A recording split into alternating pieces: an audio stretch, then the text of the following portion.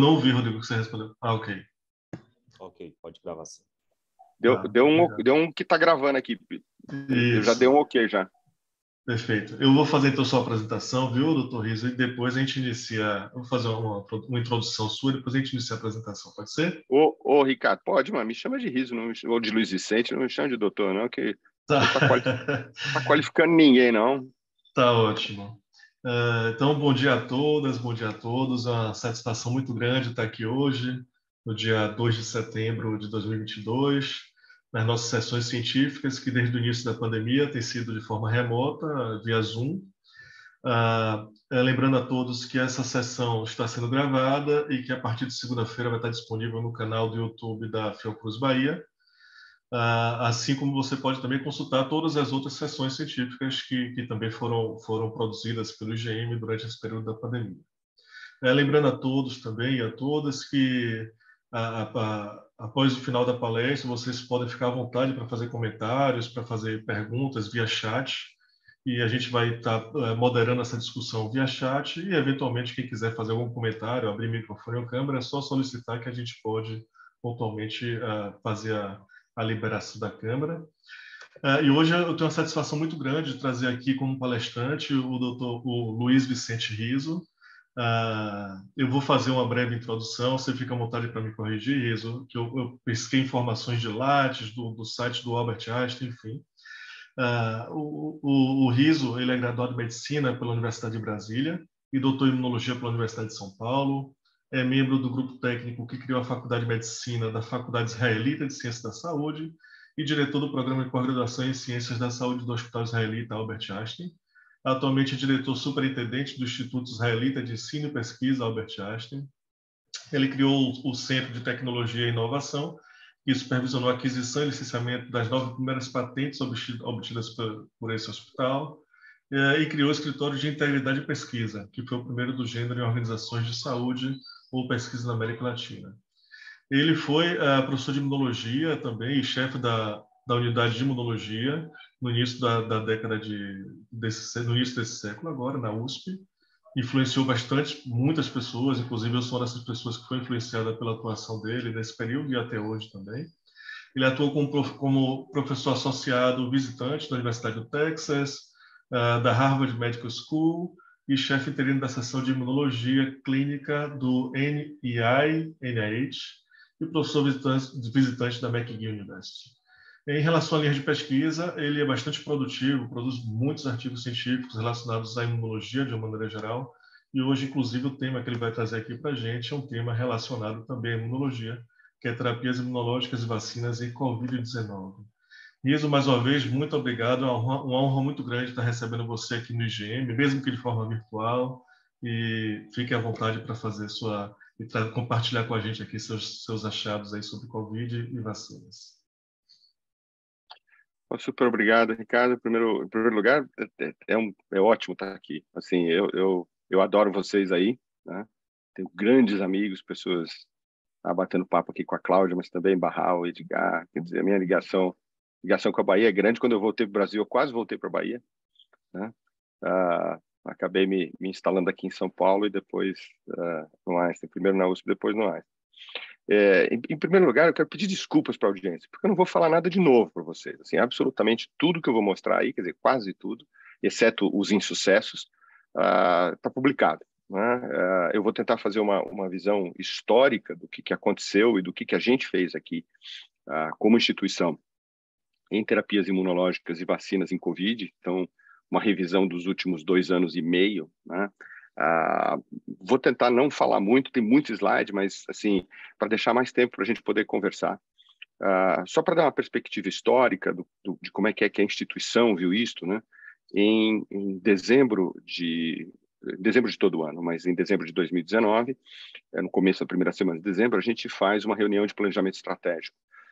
Termina o nosso planejamento estratégico por volta de setembro, outubro, o orçamento, esse tipo de coisa, e em dezembro a gente reúne a diretoria executiva e a diretoria eleita para discutir o que a gente acha que vai acontecer no ano seguinte. E em 2019, conversamos muito sobre todas as coisas que eram esperadas em 2019, e eu levantei a questão da pandemia na China, né?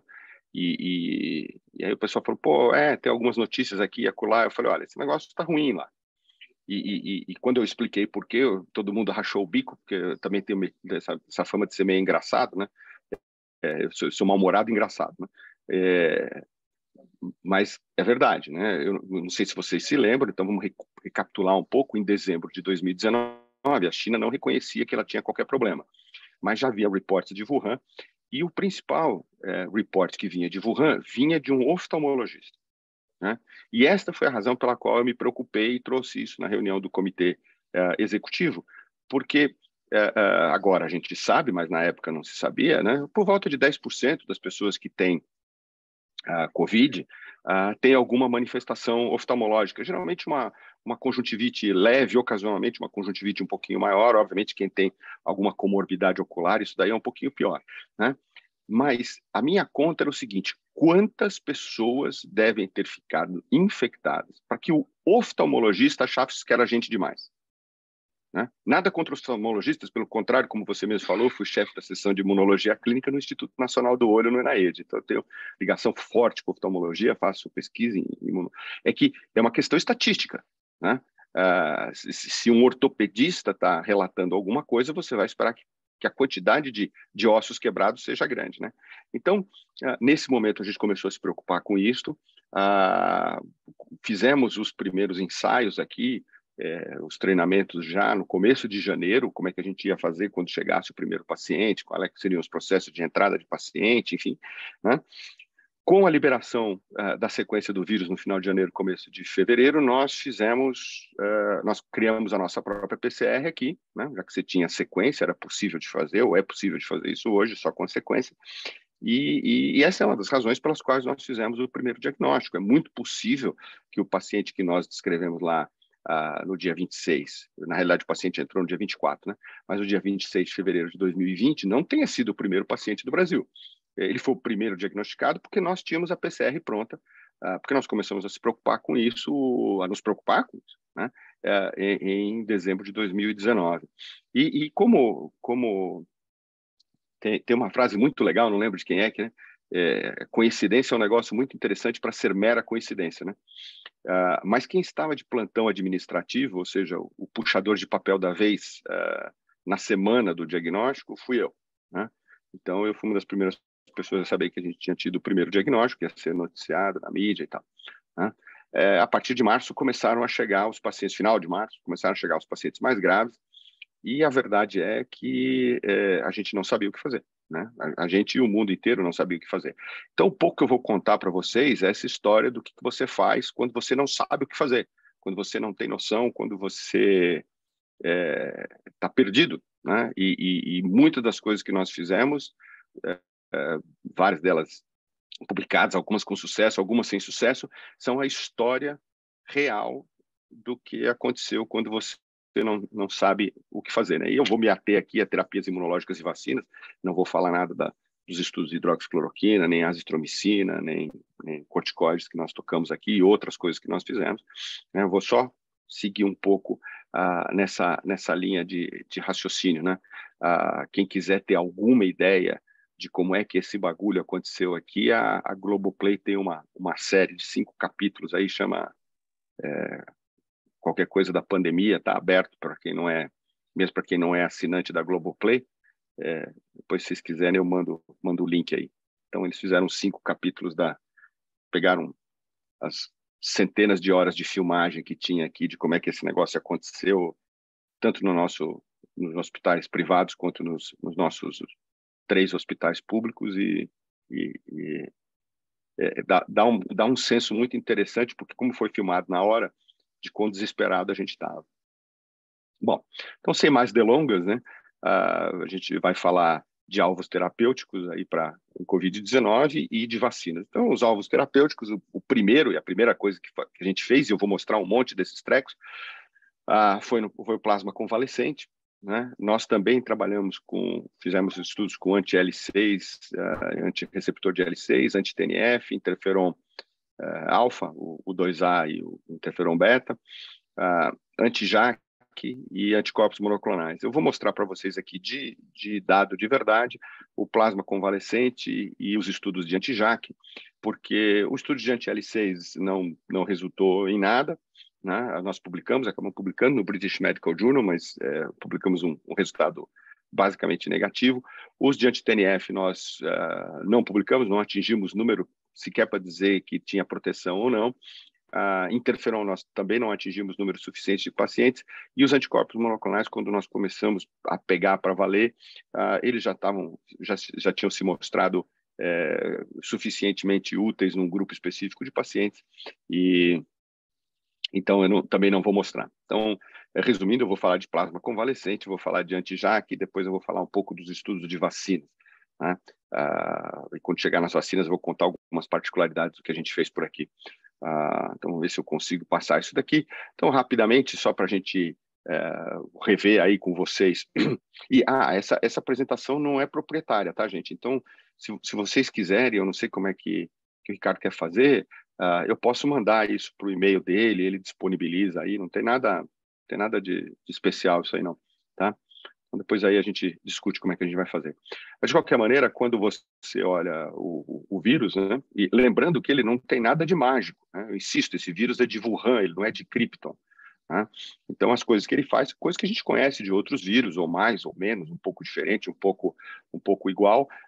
Uma coisa que é importante a gente ter em mente é que quando você tem grandes números, né, e essa é uma das coisas da estatística, né, você acaba se perdendo com o número absoluto quando você deveria estar olhando o número relativo, né? E a gente pode passar muito tempo discutindo só isso, né?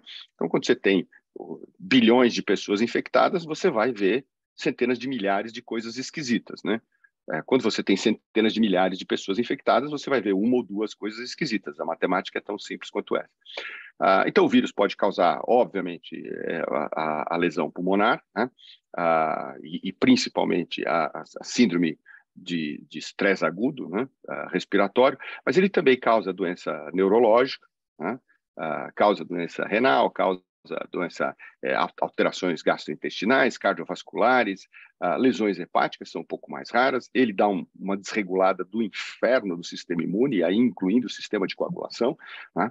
A gente tem que lembrar que você tem, por motivos evolucionários, um encontro entre o sistema imune e a cascata de coagulação, mormente via complemento, mas não só, né? Então, é um vírus com uma patologia muito ampla, como outros vírus. Se você olhar o vírus do sarampo ou o citomegalovírus, você vai ter coisas muito parecidas, né?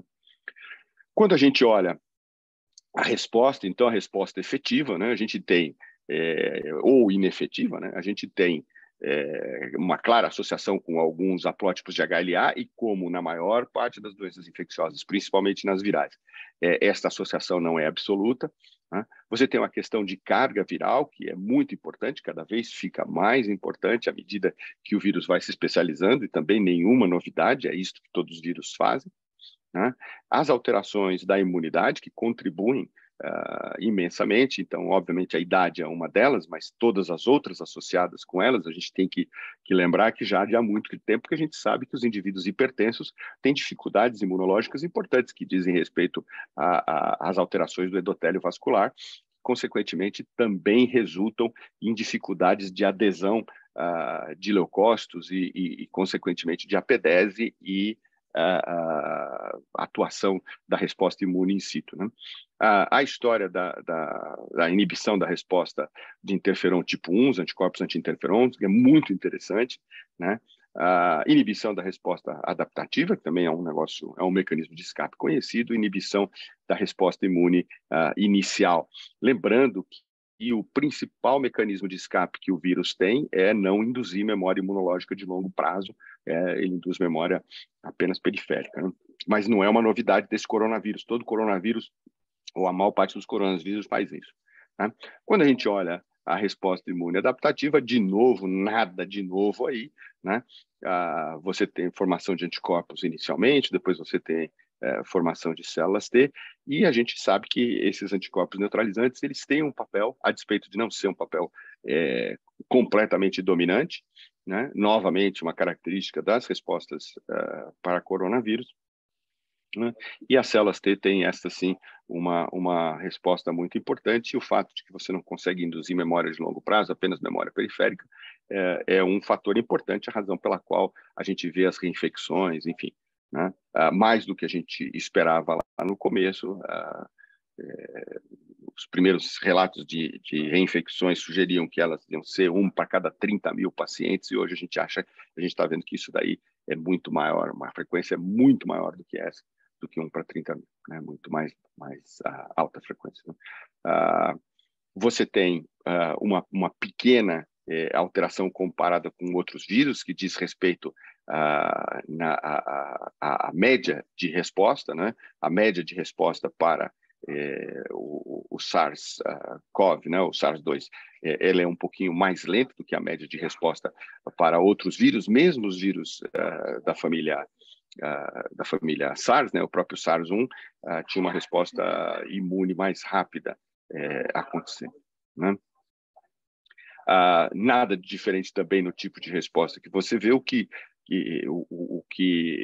a gente tem no caso das respostas celulares principalmente na resposta de mucosa com a produção de IL-21 e IL-22, né?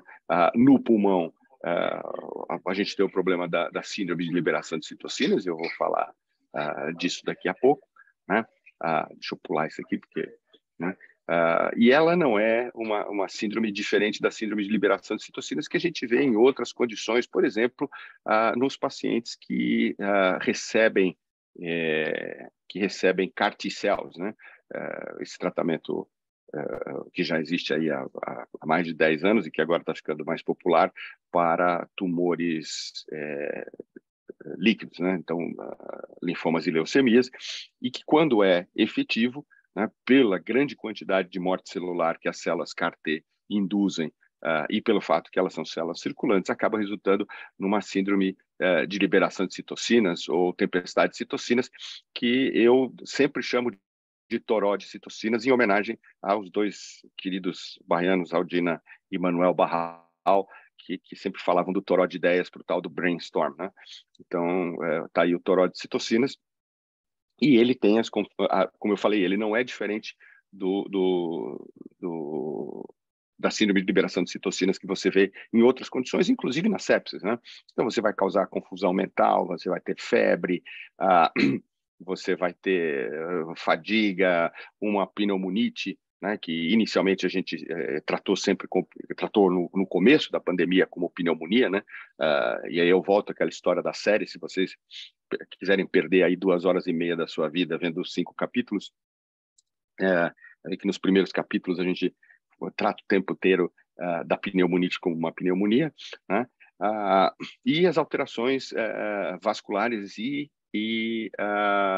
de coagulação. Essas, sim, são mais ou menos particulares do Covid-19, quer dizer, uma outra participação importante da ciência brasileira, né? Um dos primeiros, se não o primeiro trabalho a mostrar que parte do problema nos pulmões era uma coagulação intravascular com microtrombos, é o estudo da doutora Eunara, da Faculdade de Medicina da USP, do Departamento de Pneumologia, associado com o pessoal da patologia pneumológica lá, que é muito bom, né? E que foram dos primeiros, se não o primeiro, a mostrar que isso tinha um componente importante. E, de novo, né, a hora que você tem aquilo que eu falei para vocês, a hora que você tem ativação da cascata de coagulação, você vai ter ativação de complemento, migração de células, e isso só faz com que este problema da tempestade de citocinas, do toró de citocinas, fique pior, né? Demorou para a gente identificar isso como um problema. Realmente demorou, e a hora que a gente identificou, progredimos até, eu acho que rapidamente, tanto é que hoje isto é um problema menor quando diz respeito aos pacientes relativamente graves. É claro que tem a questão da vacina e da presença de imunidade prévia, né? De qualquer maneira, bom, eu já corri isto mais ou menos rapidamente com vocês, né? Mas é uma resposta que você inicia e mantém primariamente às custas da resposta, da ativação da resposta imune adaptativa pela resposta imune inata. Tá? Então, através de secreção de IL-1 beta, principalmente, IL-6 e TNF, que acabam resultando em interferon, né? Que acabam resultando na produção de IL-17, IL-18, né? E uma via importante aqui é a via da JAK-STAT, e eu vou falar um pouco para vocês de como é que a gente enveredou por isto depois. Né? Muito bom. Então, assim, só para sumarizar, né? Você tem alterações importantes da resposta imune no SARS-CoV, diferente do MERS o SARS-CoV-2, diferente do MERS e do SARS-CoV-1. Você tem uma questão da resposta imune humoral, que é discretamente diferente entre o SARS-CoV e o SARS-CoV-2, mas que são muito semelhantes em grupo. Tá? Muito bem, então vamos começar pela história, vamos começar de trás para frente, como eu falei, eu tenho uma linha do tempo que está um pouco atrapalhada nesse sentido. Né? Quando ficou claro que a Covid-19 era um problema, né?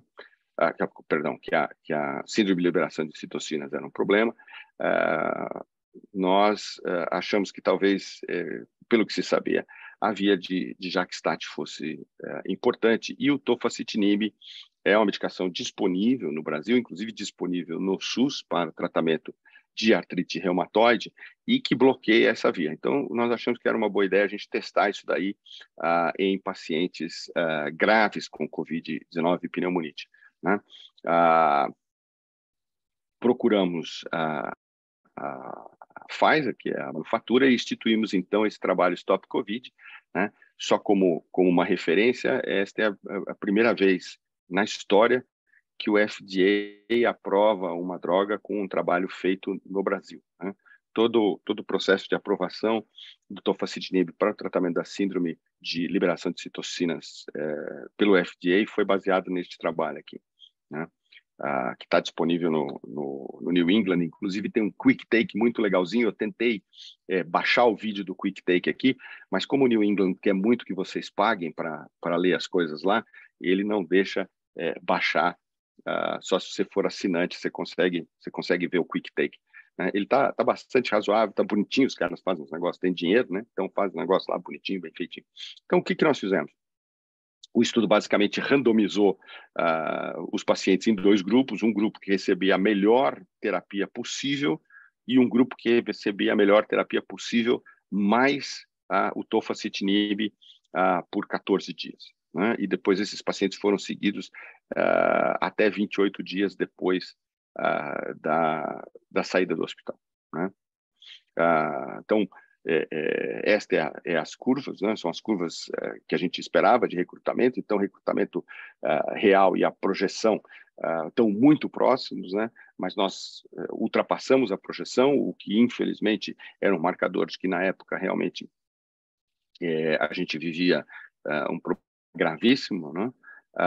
Desculpem aí, como eu falei, está à disposição, então depois vocês podem olhar com maior cuidado pessoalmente, mas isso mostra a tabela de distribuição dos pacientes e não há diferença, né? Então, idade 55, 57 anos, score de gravidade, enfim, todas as características de randomização mostraram que eram dois grupos extremamente compatíveis, né? Quando nós olhamos os marcadores iniciais e secundários de eficácia, ficou claro que o tofacitinib melhorava em diversos parâmetros o escape dos pacientes, então tempo de internação, morte, né? Todos os parâmetros primários e secundários. Perdão, desculpe. Meu Deus do céu, como é que eu vou fazer aqui?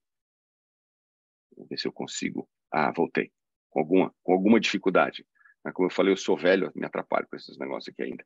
Então, quando a gente olha mortalidade, que era obviamente o primeiro, um desfecho primário, e tempo de internação, o tofacitinib apresentava melhoras que variavam entre 38% e 64%, comparado com a melhor terapia disponível no momento, que já incluía a esta época o uso de corticoides, né?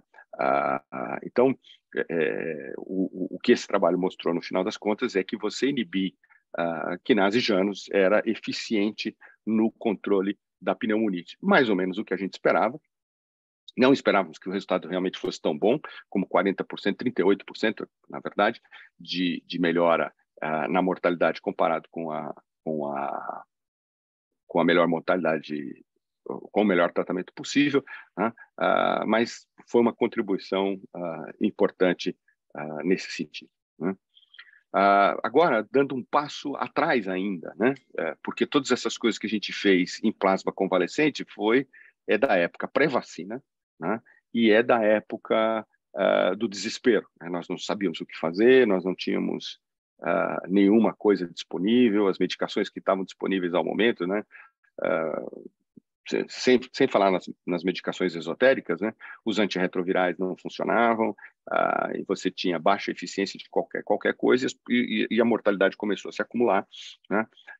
Então surgiu a ideia de utilizar uma coisa que se utilizava no começo do século passado, né? Quando a gente também não tinha vacina para as coisas, que é utilizar o plasma convalescente ou plasma hiperimune, né? E o que eu vou mostrar para vocês é um reflexo, principalmente dessas 6 publicações aí que saíram no Transfusion, no Lancet, no Einstein e no Vox Sanguíneo, né? Opa, eu continuo apanhando desse treco aqui. Cadê? O que eu aprontei? Muito bem. Então, inicialmente, esse trabalho, o primeiro trabalho foi um consórcio entre o Einstein e o sírio-libanês, né? Que em si só já enseja coisas muito boas que a gente continua fazendo, né? O fato que a colaboração virou a palavra do dia em ciência durante a pandemia, eu acho que talvez seja a única coisa boa que nós podemos retirar da pandemia, né? O fato dos cientistas terem aprendido finalmente, eu espero que não se esqueçam de novo, né? Que ciência é um esporte coletivo, ela não é uma corrida de 100 metros, ela não é um 100 metros medley na piscina, né? É uma constante passagem de bastão e é uma corrida que você tem que fazer em colaboração. Então, rapidamente nós conseguimos estabelecer essa colaboração com o Sírio. A razão de fazer com o Sírio é porque, primeiro, uma questão de proximidade, depois por uma questão de identidade de protocolos, né, de cuidar dos pacientes. Nós tínhamos protocolos muito parecidos e 2 áreas de banco de sangue muito, muito efetivas, né, com processos para transfusão de sangue que, obviamente, que permitem os cuidados necessários com vírus, né? Então, todos nós usamos o Intercept, que é um sistema de busca ativa de vírus em fluidos, né, que permite a identificação de mais de 70 vírus diferentes em menos de 15 minutos, então para você poder fazer a seleção, né, e esse aí é o desenho do estudo, obviamente um desenho um tanto complicado, eu não vou explicar, mas a ideia basicamente era ter pacientes que recebiam plasma versus pacientes que não recebiam plasma. É claro que você não consegue fazer um estudo duplo cego assim, né? E muito era uma questão de escolha do próprio paciente, né? Tanto é que esses estudos ficaram bastante desequilibrados e os ajustes estatísticos para que eles pudessem ser publicados foram grandes, nenhuma massagem na estatística, mas a gente teve que começar a acumular números muito grandes e por isso até eles acabaram sendo publicados de uma maneira um pouco extemporânea, né? O que a gente vê é que, na realidade, depois, com bastante boa vontade, né? E muitos pacientes, isso é uma outra coisa impressionante, quando nós anunciamos, nós e o Sírio, né? Anunciamos, inclusive o Sírio fez um anúncio no estado de São Paulo, que nós estaríamos coletando sangue de pessoas que haviam se recuperado para fazer esse estudo.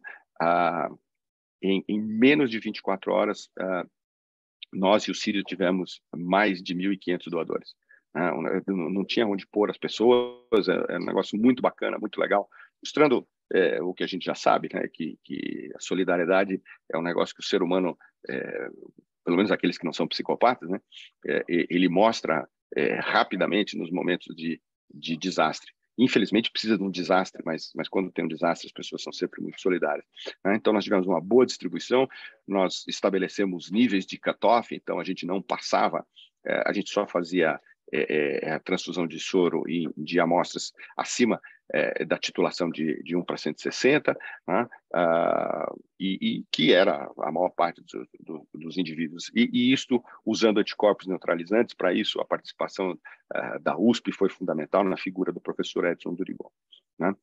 Eu vou passar rapidamente aqui alguns resultados, mas quando você olha as covariáveis e as regressões, a gente vê que você tinha muito pouca diferença entre os dois grupos, o grupo que tomava plasma e o grupo que não tomava plasma, né?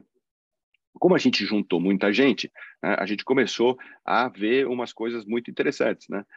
Por exemplo, a distribuição dos doadores, ou seja, aqueles caras que não morreram, né, se o cara está convalescente, versus a distribuição dos doadores de sangue, né? Então, a gente pôde olhar uma associação interessante com a presença de anti-A, né? E ela foi muito precisa, porque nós estamos falando de números superiores a 300, 400, 500 pessoas, né? Com um desvio para pacientes sendo A e doadores normais sendo O, como é de se esperado, muito significativo, né? Este desvio não se mostrava quando você separava por gravidade da doença ou por produção de anticorpos, era na realidade mesmo apenas pega, não pega, né? Então, claramente, as pessoas são protegidas contra o desenvolvimento da doença, mas depois que elas desenvolvem é o mesmo resultado, né? Nós tivemos um outro consórcio já aí com a Faculdade de Medicina da USP, né, onde nós estudamos 104 pacientes em doses diferentes. De novo, aquela história, eu insisto com vocês, isso tudo aconteceu no momento de desespero. A gente estava tentando qualquer coisa, o primeiro estudo não se mostrou eficiente, né? Este foi a maneira como nós desenvolvemos esse estudo. Então, os pacientes passavam a ser admitidos no estudo a partir do momento que eles desenvolviam a dispneia. Novamente, a hora que a gente olha a distribuição, você não tem nenhuma melhoria com o uso genérica, né? Com o uso do plasma, nem estadia, nem nada, algumas alterações pequenas, de novo, a confirmação da história do tipo sanguíneo, né? Mas quando você olha os outcomes duros, não havia diferenças significativas, né?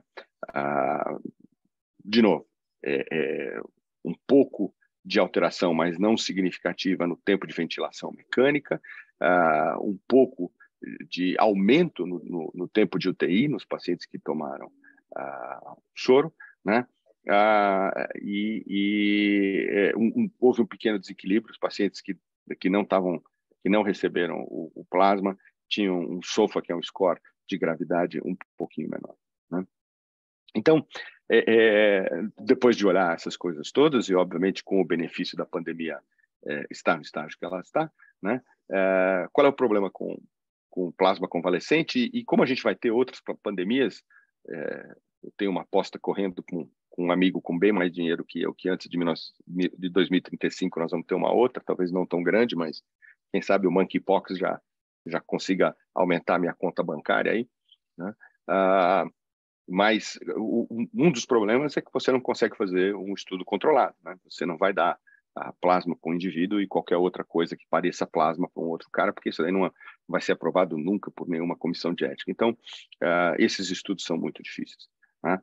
Você tem o problema do risco de transmissão, né, de infecções. Como eu falei, a gente desenhou o estudo inicialmente com o Círio por conta da identidade no controle e qualidade dos produtos de sangue das duas instituições, e isso permitiu que a gente fizesse este estudo com grandíssima segurança. Nós tivemos, sei lá, 2 ou 3 pacientes que tiveram algum problema, uma parte deles problemas de reações transfusionais, que são comuns, né? Você tem sempre problemas com a adequação e seleção dos doadores, né? Especialmente aqueles com títulos mais altos de anticorpos neutralizantes, né? Acesso de risco, a avaliação de risco e seleção de critérios é um negócio fundamental. Dizendo que nos estudos diferentes que nós fizemos, e aí quando vocês puderem olhar com mais cuidado, vocês vão ver, o acesso de risco variou de estudo para estudo e, enfim, continua variando até hoje, porque alguns grupos continuam estudando isso daí, olhando isso daí, né? Os estudos de fatalidade são estudos muito importantes e difíceis de você controlar, porque, obviamente, centros clínicos diferentes vão ter outcomes diferentes, né? A nossa mortalidade aqui na UTI, muito como a do Sírio ficou próximo, a 3 a 5%, enquanto em outros lugares do país chegou a ser 100% na mortalidade de UTI, né? A imunoterapia com anticorpos monoclonais pode ser mais eficiente, porque ela é mais controlada e você tem melhor preparação sobre isso, né? Enfim, então você tem uma série de problemas aí e o plasma convalescente, essa é uma das razões pelas quais, inclusive, não se usa, né? É claro que a gente tem agora em uso aí, como eu falei rapidamente para vocês, nós começamos um estudo, mas paramos pelo estágio da pandemia com super anticorpos monoclonais, que é o que a gente tem hoje disponível, a preparação comercial no Brasil, uma preparação chamada EvoShield, né? E que tem uma funcionalidade interessante, mas quando usada no início da infecção e, consequentemente, ela vai alterar também a geração de memória, coisas todas que já foram discutidas no passado, que vocês já devem ter visto. É um grande problema a hora que você trata o cara com anticorpo monoclonal ultra eficiente no começo, o fato que ele não vai induzir memória. Agora, menos problemático, na medida que a gente tem as vacinas disponíveis, né? Tá? Então, em termos de considerações finais, isso é o que eu penso, né? Isso funciona nas primeiras semanas, muito provavelmente na primeira semana. Pacientes específicos, então aqueles pacientes de risco, né?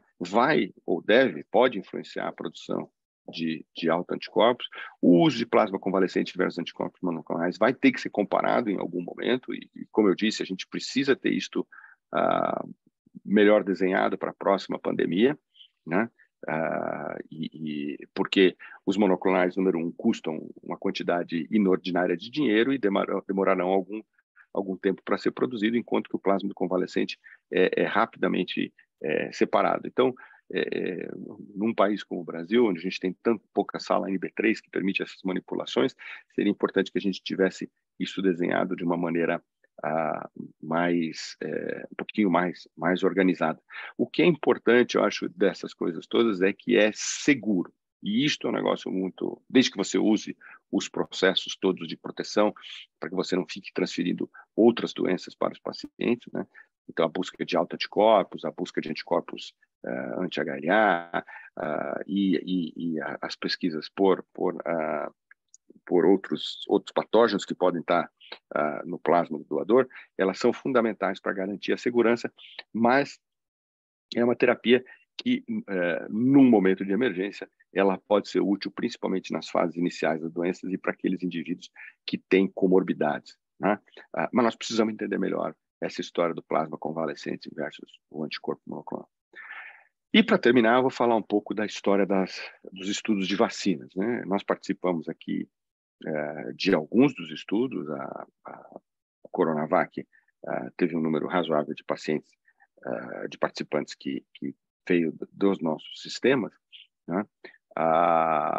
Mas os estudos que eu vou falar para vocês, na realidade, são estudos internos. O Einstein tem hoje cerca de 20 mil colaboradores, que é um número bastante razoável. E na primeira tacada, como os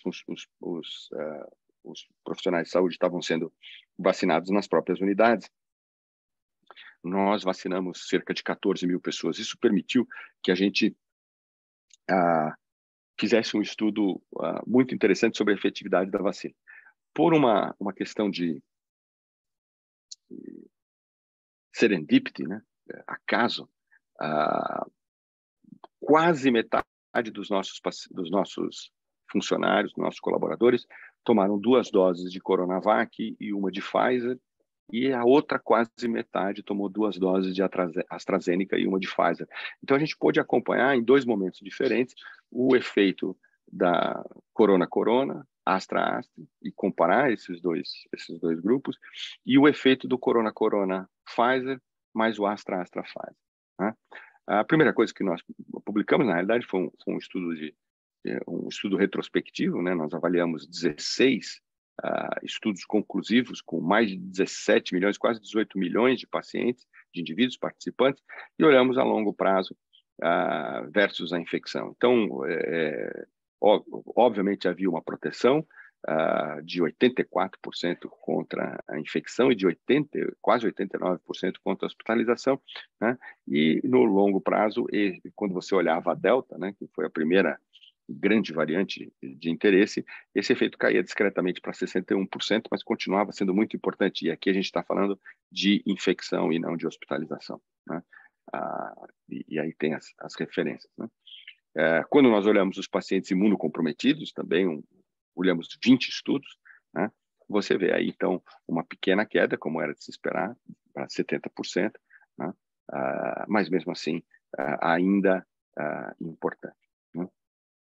Nos nossos próprios estudos, como eu falei para vocês, olhamos as duas doses de duas vacinas diferentes, né, num total de 13.813 colaboradores, né, com uma proteção da Coronavac de 51,3%, que era mais ou menos o que o próprio estudo do fabricante e do Butantan mostrava, e a proteção da Oxford AstraZeneca por volta de 88% para a aquisição da doença. Quando a gente olhava a variante Gama, e aí num outro momento, a gente também tinha um resultado muito parecido. Nós tivemos um viés aqui, porque de todos os nossos colaboradores, apenas um faleceu, ainda bem, né? Então, os nossos marcadores principais são a aquisição da doença e hospitalização. A mortalidade não figurou nesses estudos. E, finalmente, né, a gente olhou a questão do boost, como este boost foi o mesmo para todo mundo, foi a vacina da Pfizer, né? Você pode fazer esta ilação sobre um boost heterólogo, né? E aqui estão os dois gráficos mostrando produção de anticorpo versus a proteção, e o que a gente mostrou é que, de novo, esta combinação Corona, Pfizer, Astra, Pfizer, como esperado, ambas são extremamente eficientes. A mortalidade não figurou aí, como eu falei, porque felizmente nós não tivemos apenas uma perda nos 20 mil funcionários, apenas um funcionário faleceu, mas nós conseguimos olhar a aquisição de doença e internação, e a vacina, a combinação Astra Pfizer é discretamente mais eficiente para a aquisição de doença e bastante mais eficiente para a internação. Mortalidade foi 0 em ambos os grupos. Basicamente era isto que eu queria mostrar para vocês. Eu vou parar de compartilhar aqui. Como eu falei, eu posso mandar esse bagulho pro Ricardo e ele distribui aí. Se vocês quiserem ter, não tem problema nenhum, são todos dados publicados. Perfeito. Muito obrigado, Riso. Foi maravilhoso conhecer seus resultados na pandemia e quanta coisa que você e seu grupo aí pôde fazer, pôde contribuir, né? Isso é muito interessante. Lembrando a todos que essa aula está gravada, pessoal, vai estar também no YouTube, tá? Quando a gente receber o arquivo, esse arquivo PowerPoint, a gente pode ver como é a melhor forma de disponibilizar também, tá? Quem tiver comentários, quem tiver dúvidas, pode ficar à vontade para colocar aqui no chat os comentários, as dúvidas, as perguntas. E a gente vai iniciando aqui o bate-papo com o Riso. Riso, primeiro, uma coisa que me chamou muita atenção, além, claro, da excelente qualidade de conteúdo que você trouxe, de ciência de elevadíssimo nível, né?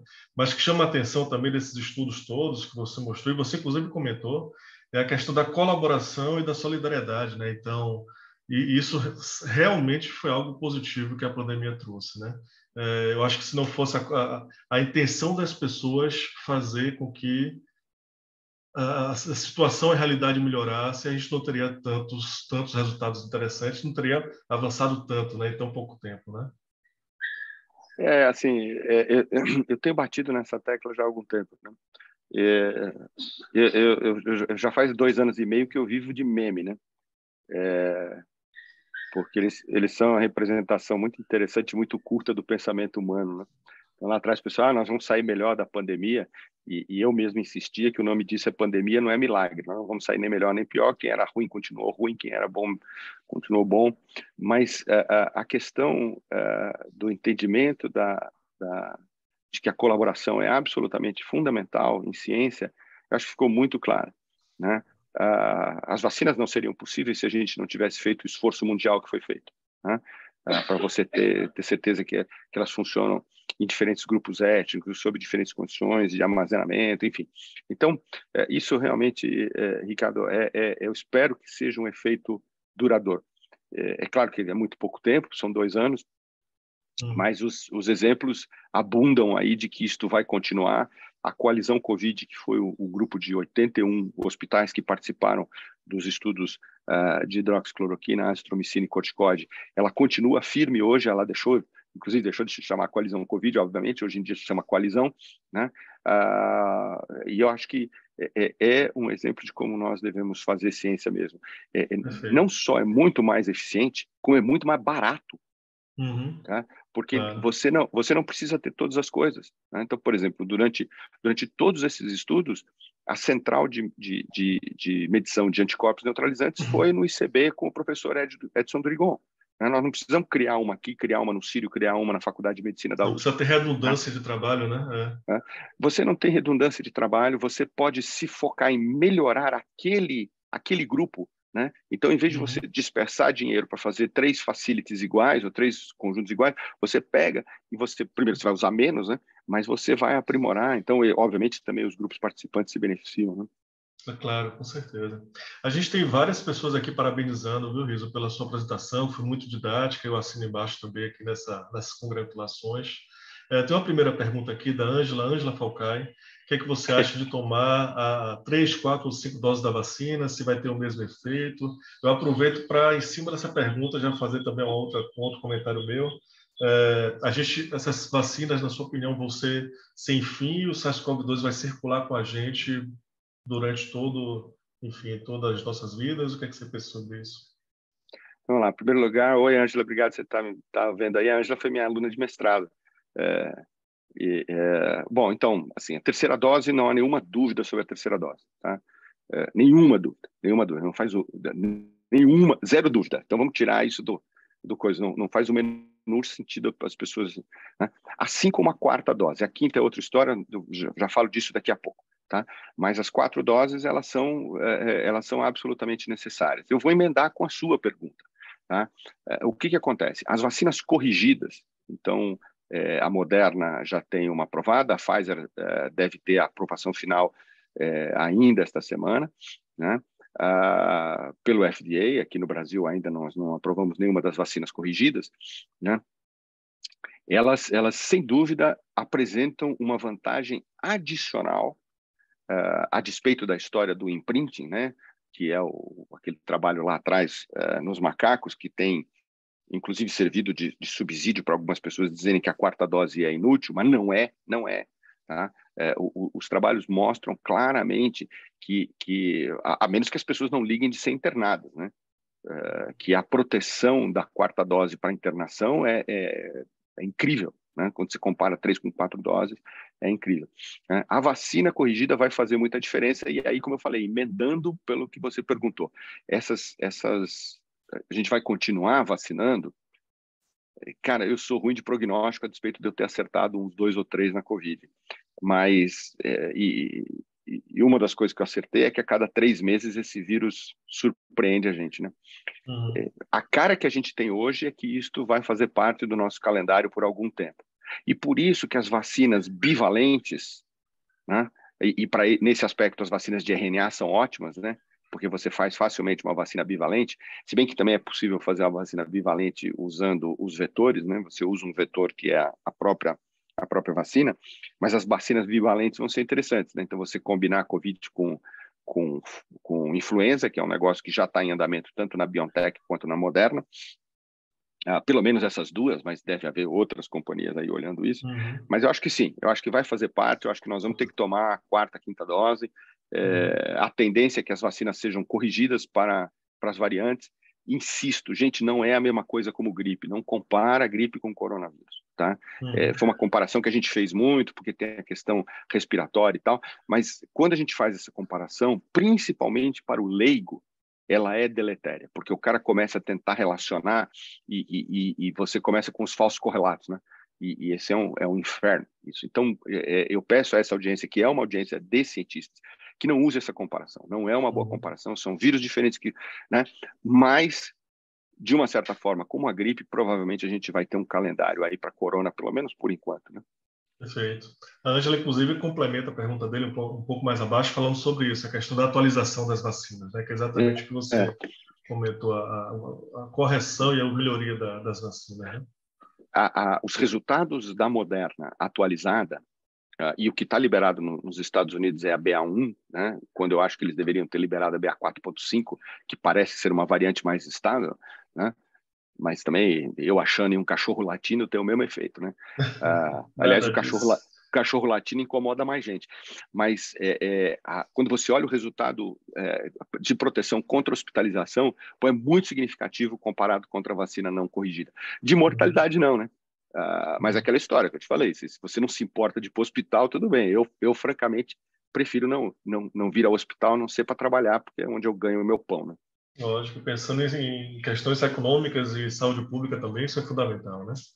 Não, e você, quer dizer, à medida que você, do ponto de vista de economia, né, as pessoas esquecem que todas as vezes que elas vão para o hospital, elas têm um custo para a sociedade, né? Então, você se proteger, isso é um negócio que nós não aprendemos na pandemia, infelizmente, né? Mas eu acho que também porque a interlocução foi ruim com a população geral, que você se proteger é um benefício para a sociedade. Quando você se protege, você está colaborando com o próximo cara, não é, né? Eu sou forte, eu vou enfrentar, não sei o quê. Não é bom para a sociedade. Faltou, na verdade, um articulador, né, para poder, na verdade, trazer essas informações claramente para a população, né? Mas, enfim. O que faltou de coisa não é brincadeira, viu? Não é? O Riso, a Cláudia está perguntando se vocês avaliaram a imunidade celular nesses pacientes e nos vacinados, na verdade, se teve alguma diferença entre Coronavac e AstraZeneca. Cláudia, você sabe que essa é a pergunta de $1 milhão, né? Como você sabe, a imunidade celular é caro para variar, né? É caro. Medir anticorpo é baratinho, mas imunidade celular, a gente ainda está olhando isso, tá? Até porque os resultados iniciais foram um pouco fracos em termos da gente conseguir medir boas respostas, né? Então, um problema técnico nosso. E agora, com a quarta dose, a gente está vendo algumas coisas interessantes. Esta combinação esotérica que só o Brasil está fazendo, né? De o Coronavac, AstraZeneca, Pfizer e Janssen, ela está resultando em respostas celulares muito... Deixa eu tomar cuidado com o adjetivo. Muito interessantes, né? Uma variação individual incrível e uma correlação indelével com quem já teve a doença, tá? Mas isso são dados preliminares, tá? Então, o cara que já teve a doença e tomou 3 vacinas diferentes versus o cara que já teve a doença e tomou 2 vacinas diferentes, tem respostas celulares significativamente diferentes no que diz respeito principalmente à produção de L17 e L22. Tá? Mas a gente está no começo ainda, como eu falei, nós tivemos problemas para ajustar os estudos de imunidade celular e gastamos um dinheiro enorme e não conseguimos ver muita coisa, não. Falha nossa. A Flávia acho que comenta alguma coisa, talvez nesse sentido também, viu, Riso? Ela agradece a apresentação, diz que foi excelente. E quais possíveis explicações para a falta de geração de memória duradoura, né, pelo vírus? Então, eu não sou especialista em resposta de vírus, mas isso é uma coisa que os coronavírus todos fazem, né?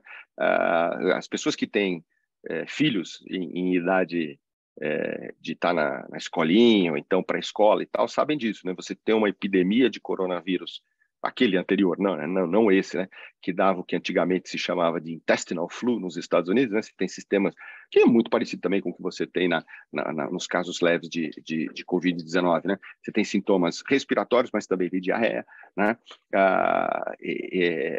você tem essas epidemias, elas circulam numa escolinha ou numa cidade e tal, e 50% das crianças pegam, 50% dos adultos pegam, obviamente os adultos têm uma doença mais leve, e quando ela vem de novo, os mesmos 50% pegam, né? Porque o vírus tem mecanismos de escape, parte deles tem a ver com essa história deles serem capazes de inibir a diferenciação de linfócitos inibindo certas citocinas, né? IP10 é uma das coisas que eles induzem com grande quantidade. A gente sabe que quando você tem esse tipo de resposta imune inata muito forte, a geração de resposta imune adaptativa é menos eficiente. Insisto, não é uma característica deste coronavírus, é uma característica de todos os coronavírus que a gente conhece, né? Lembrando que tem estimativas aí que falam em 1.800 outros coronavírus que não cruzaram a barreira de espécie, né? Não sei se esse número é preciso, né? Mas eu ouvi este número e tem alguns estudos mostrando que pode ser perto disso mesmo.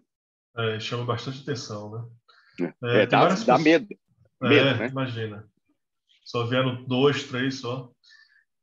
Seguindo aqui, Riso, várias pessoas parabenizando, a doutora Marilda, que é a diretora da Fiocruz Bahia, parabenizando pelo trabalho de excelência, a Elisânia.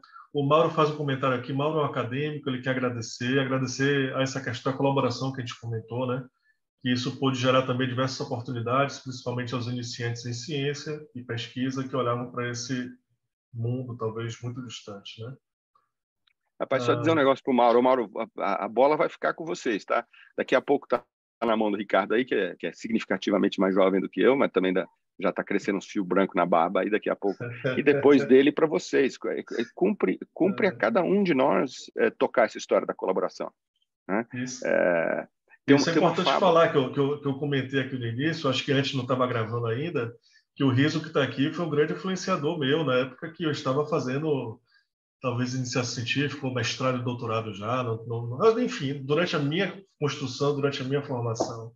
Então, que foi uma formação em imunologia. Então, o Riso e vários outros colegas foram grandes influenciadores. A doutora Marilda está fazendo uma pergunta, Riso, qual a sua opinião sobre as principais estratégias de vacinação em crianças? Então, olha, o que acontece? Tem alguns lugares interessantes para a gente olhar a vacinação em criança, como o Chile, por exemplo, tá? Eles começaram a vacinar a criança muito cedo lá, né? E eles têm dados que são bem distribuídos, né? O que acontece com criança? Como criança ordinariamente tem a vacina, tem a forma mais leve da doença, você acaba ressaltando, por um motivo de estatística simplesmente, os efeitos colaterais, né? E a hora que você faz grandes campanhas vacinais, isto tem sempre um efeito pontual muito grande. As estratégias que estão disponíveis, elas sofrem do mesmo problema, a Marilda aqui, quase qualquer estratégia de tratamento para criança que não começou em criança. Ou seja, você tem que adaptar algo que foi feito para adultos, né? E criança não é um homúnculo, né? Criança não é um adulto pequeno. O metabolismo é diferente, a resposta imune é claramente diferente, né? E não estou nem falando da criança dos 0 aos 2 anos de idade. A criança dos 0 aos 2 é uma coisa, a criança dos 2 aos 6 é outra, a criança dos 6 aos 12 é outra, né? E dos 12 aos 18, e dos 18 em diante, obviamente, todos nós somos cientistas, nós sabemos que esses números não são mágicos, né? Eu vou fazer aniversário no dia 7 de setembro e vou fazer 59 anos. Eu não vou ficar mais próximo da imunossenescência dos 65 do que eu estou hoje. É só a gente bota esses números da média, né? Mas quando a gente olha essas coisas, Marilda, o grande problema é que a vacina foi desenhada para adultos, né? E as mensurações que a gente faz ainda são mensurações de adulto. Então, ficou doente, foi internado, não foi internado, né? Tem coisas que deveriam estar sendo mensuradas, mas que são caras e difíceis de mensurar, que não estão sendo. Por exemplo, se eu vacino uma criança, ela deixa de ser um vetor para infectar outras pessoas? E isto é factível, só que custa caro, você tem que fazer estudos menores. Então, no meu ponto de vista, vacinar as crianças é importante, mas a gente, por motivos diversos, e não acontece isto, insisto, só com esta vacina, né? Quando é que as crianças têm estudos apropriados? Quando as vacinas são boladas para criança, né? Então, por exemplo, todos os estudos em rotavírus, ou mesmo sarampo, febre, paralisia infantil e tal, esses daí você bolou para criança. Meu avô tinha uma frase que eu gosto muito, né? O que não tem remédio, remediado está. Então, a gente tem essas vacinas, a gente tem esses estudos, é importante vacinar crianças, é importante, ou seria muito importante, que nós aprendêssemos que para a próxima pandemia a gente vai ter que seguir com estudos diferentes. E pode ser que as crianças precisem de vacinas diferentes, né? Porque o sistema imune delas é diferente. O imprinting é diferente. O contato recente com outros coronavírus é diferente. Então, tudo deveria ter sido feito de uma outra forma, mas hoje não há dúvida que elas precisam ser vacinadas enfim. A impressão que eu tenho também, eu estou falando aqui, quem está falando é o pai de 2 filhos pequenos, a impressão que eu tenho é que as crianças foram, de certa forma, colocadas em segundo plano, até porque a transmissibilidade naquele momento inicial era um pouco menor, a gravidade era um pouco menor, enfim. E hoje que tá os adultos já todos vacinados, ou crianças mais velhas vacinadas, a gente realmente tem que dar essa atenção maior para as crianças menores.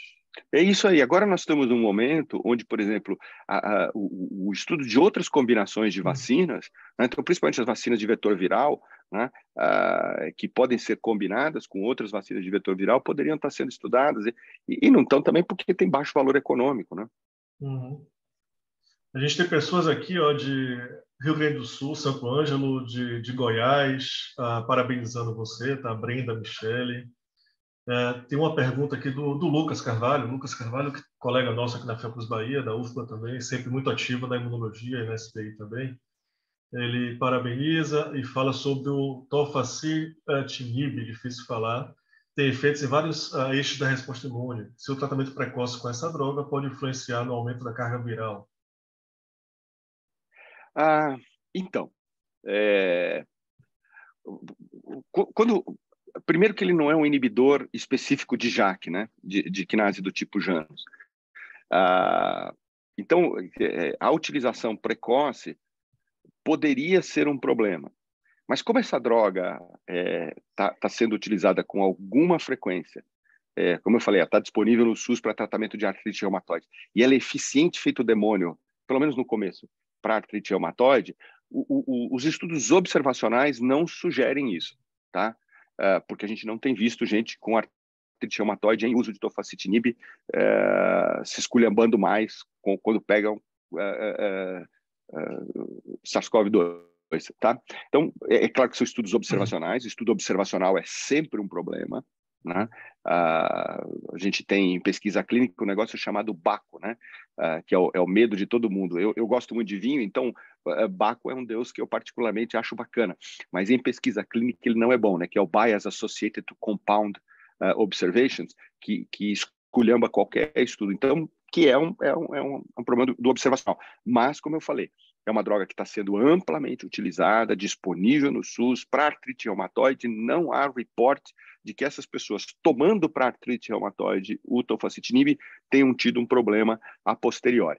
O que a gente pode falar com tranquilidade é que 38% das pessoas em cima do tratamento com corticoide, quer dizer, a hora que você bota tofa mais corticoide, a mortalidade em UTI fica próxima de 10%, que é um resultado absolutamente excepcional.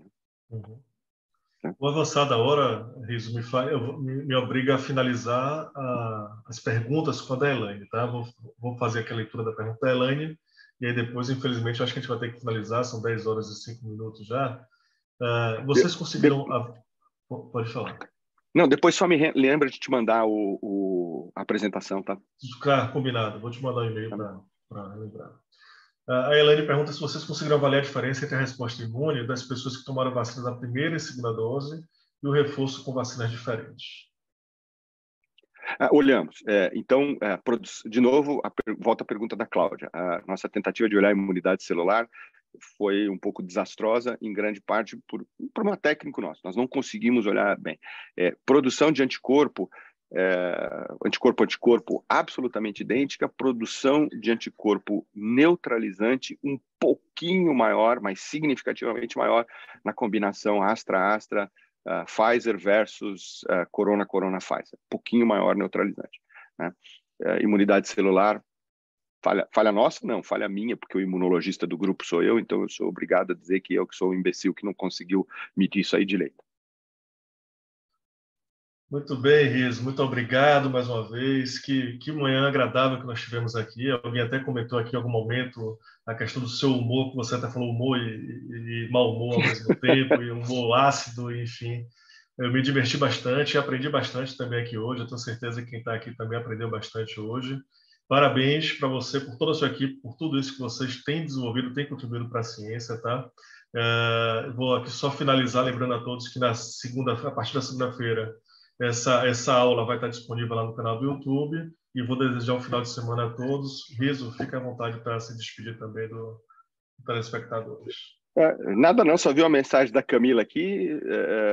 Vai Corinthians, Camila.